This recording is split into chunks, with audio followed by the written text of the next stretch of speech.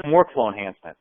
So the forms was a big focus, user interface engagement was a focus, and workflow was a focus. So we've added not a whole lot of workflow features, but ones that really make sense and make processes easier for everyday users. So here's what, you know, you folks don't use workflow out here, and I mentioned if you don't use workflow, you need to get workflow because this is the tool that sets WebDocs apart from a lot of the other people that are out there. It's the workflow utility. So again, much like the forms designer, you have a blank canvas over here. And our workflow is a matter of dragging and dropping different stencils onto this workflow, assigning users or groups or decisions to those stencils, and then you just connect the dots and you're on your way. So, you know, just a few different types of stencils. Right here we've got some assignment stencils. I want to assign this to Bill. I want to assign this to Mary.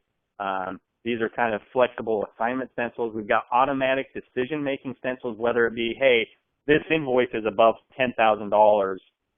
Send it to the CFO for secondary approval. You know, skip over Mary's role and go right to the CFO, and it does that automatic. It's automatic decision making. Or you'll notice there's a handful of them here. %. Make sure that 8 out of 10 people approve this before I send it to the next step. We've got systematic actions. These are things that just happen in the background that, much like the automatic decision making, you don't see. So just an example of some systematic actions.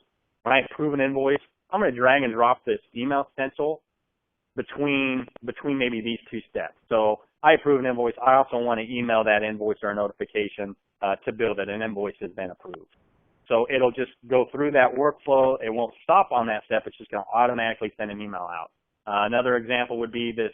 I know you can't see these. Trust me, this is an e-form stencil.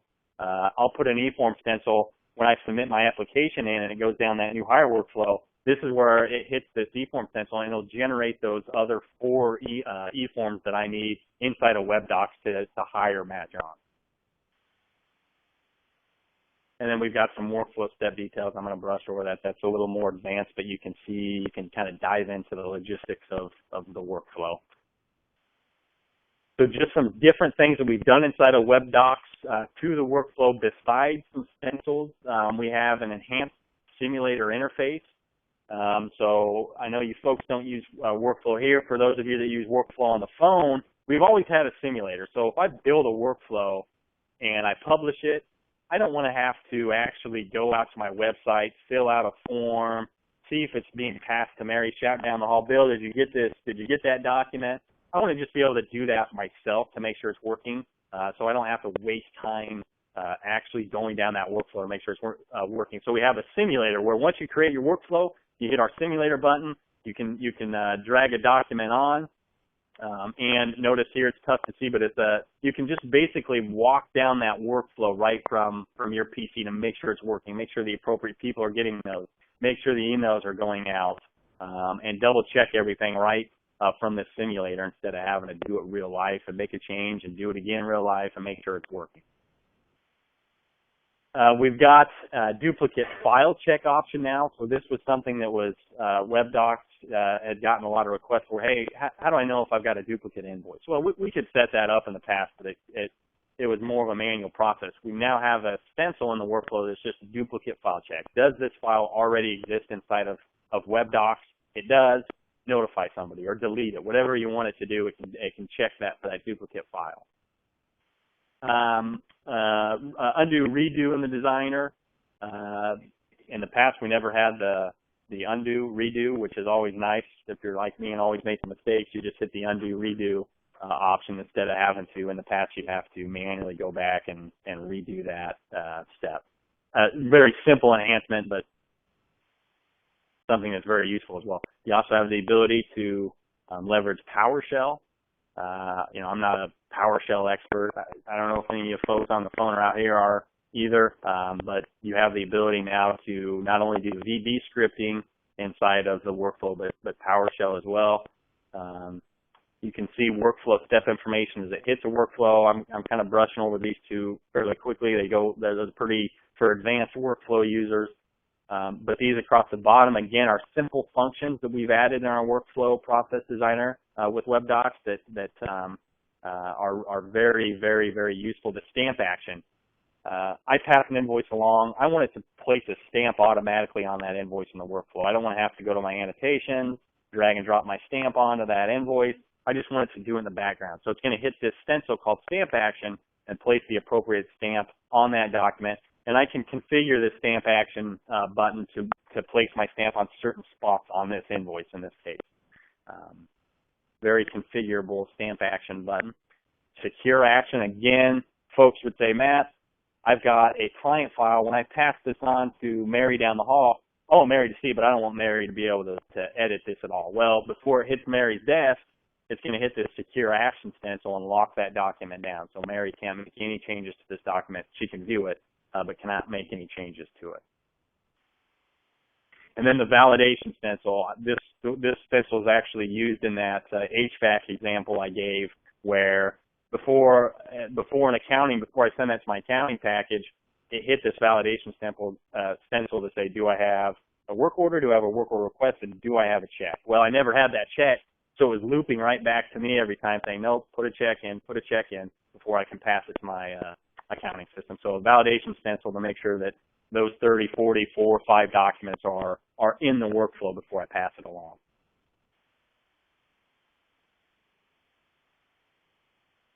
Leveraging a lot of the stuff that we've built in the new WebDocs designer. Here's what an example of this is an actual real life workflow that somebody had set up using our old processes. Notice these are decision steps that's saying, do I have this? Nope. Go here. If I do, go here. Da da da da da. Pretty messy.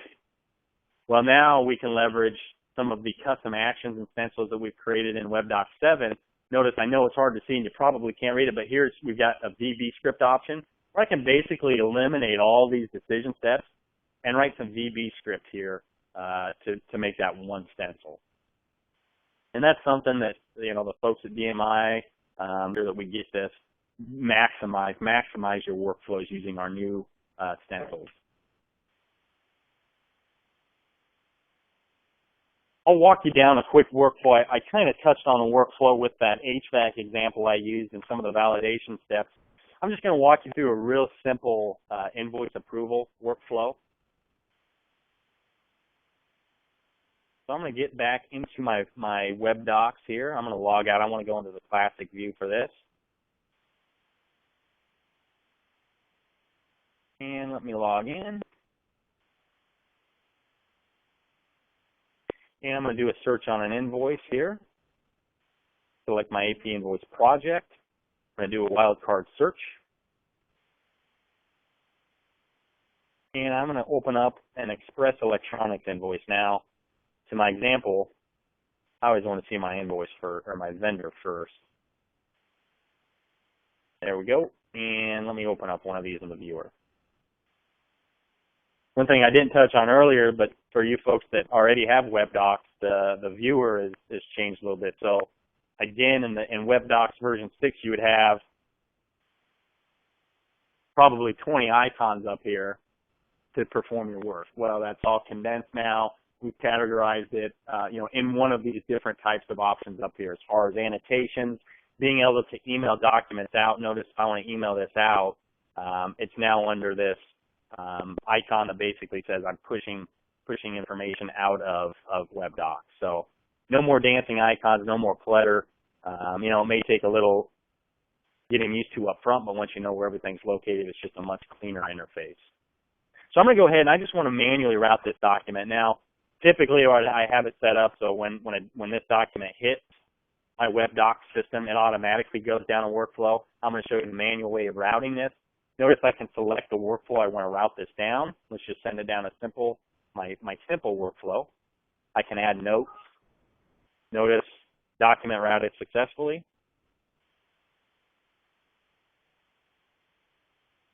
And this is on to the first step in the workflow. In this case, it's on to my AP clerk. Again, AP clerk can review the information, make sure it's been all filled out correctly. I'm going to go ahead and approve this. Enter notes again if I want to. On to the next person. So you can quickly see how this eliminates walking from desk to desk to be able to do any of this, whether it be in AP, HR, whatever it may be. Now, one thing that has always been in WebDocs that I just want to touch on is our related documents. So whether it be an invoice or a purchase order or a packing slip, I've got projects set up for each one of these. So when I upload documents, I select that project and start uploading these documents. Well, maybe I want to see everything that's related to this invoice. Or in the case of an HR file, I've got Matt's, I-9 open, but I want to see everything else that I've got in my WebDocs system that's related to Matt. Well, I've got this related docs down here where hopefully you can see that, but it's small, but I can see, indeed, I do have a packing slip related to this invoice. I have a check. I've already paid this invoice and scanned my check back in, and I've also got my purchase order that's related to this invoice. So we can relate documents across projects inside of WebDocs. I use the automotive industry as an example. I've worked with a lot of people that use WebDocs to scan in those mechanics repair orders. Well, I can go view a repair order, but I can also, in my related docs, say, okay, I see that Matt Johns had some work performed on his Lamborghini. I want to see, the papers that he filled out to buy this Lamborghini. Well, down in related docs, I would have a thing down here called my deal jacket where I could go back and see those 50 documents that I filled out signing my life away for that Lamborghini. Let's go back to the workflow here. And as the sales manager now, I'm going to approve this, add any notes if I want to.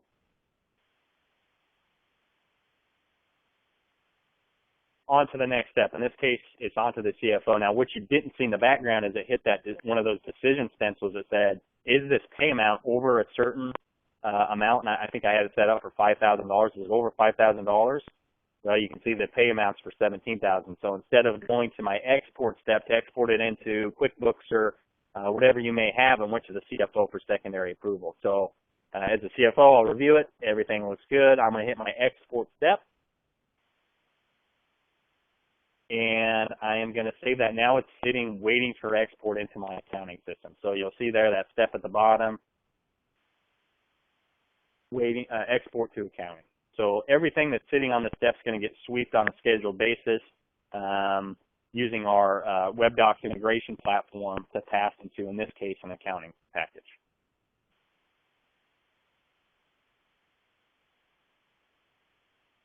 Now, I will open up again the central administration just to show you what that workflow designer looks like. If I want to create a new workflow in my AP invoice project, I'm going to go to my workflow processes. Notice I've got 4 of them already that I've designed, but let's just make another one real quick. It's going to ask me to name this. It's going to be my DMI workflow, AP workflow.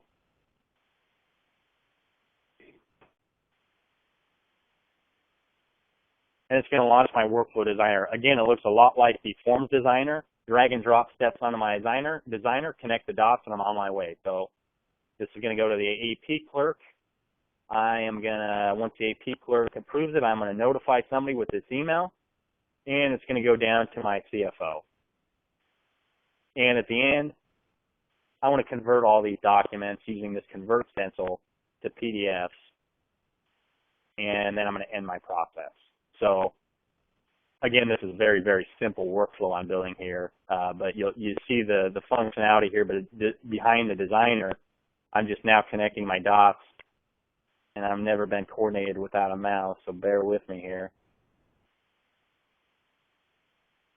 And as easy as that, I've built my workflow. Convert, and I'm going to end the process once it converts it.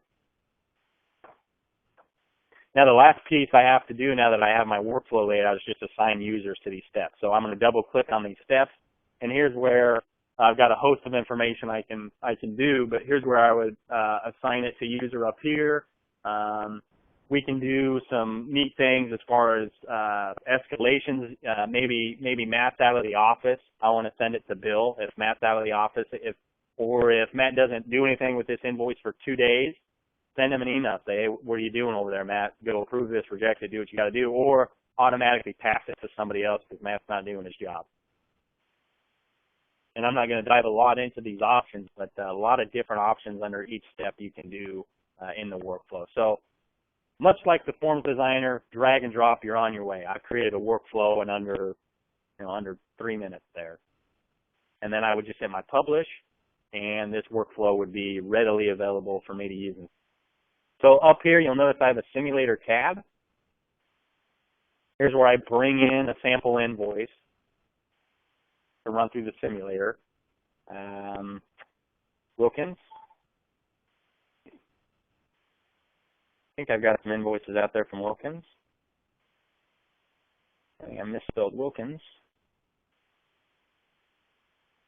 I'm just going to bring in an invoice to make sure this workflow is working the way it should. Let's bring in that, and I'm going to hit my finish here. Now I can pause it at each one of these steps to make sure it's working right. So it stops at each step. It gives me a nice visual of what that user is going to be presented with at that step. Now I can't guarantee this is going to work because I didn't actually assign these to any users. But I could hit my start button here, and it would work through this simulator. Now I didn't assign any of these steps to anybody, so it doesn't know what to do. But here's where I could just walk through each step to make sure it's working right. And as I walk through each step, I would be presented with a screen that looks, it's small, but it would look like this where it stops and it says, hey, here's the options once it hits this step that the end user is going to see.